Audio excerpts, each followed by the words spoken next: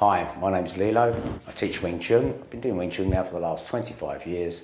As a youngster, I was always interested in the martial arts, particularly people like Bruce Lee. And I was just absolutely fascinated by how he could move really, really quickly. After many, many years, I then found out that predominantly a lot of the stuff that he did was Wing Chun under my great Grandmaster Yip Man himself. My teacher, Gary Mackenzie, I've been with him for the last 25 years.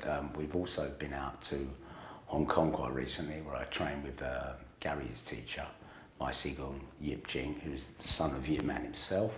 The wooden dummy, which is situated behind me, is used to train your angle, so you'd be at any given angle. Eventually start fighting with it as opposed to just doing the movements. We have a war bag as well, which we use to condition our tools, our weapons. And the heavy bag is used to make your techniques much heavier.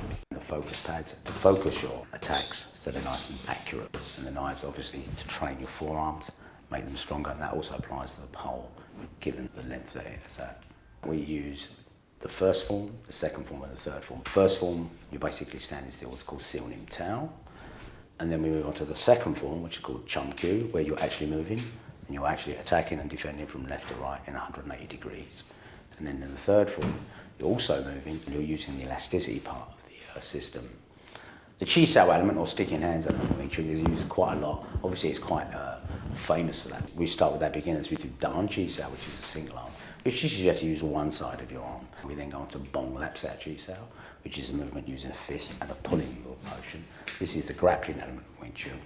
We also have a third element that we use, a unique in our school, called Park Sao Chi Sao, for mid-range fighting.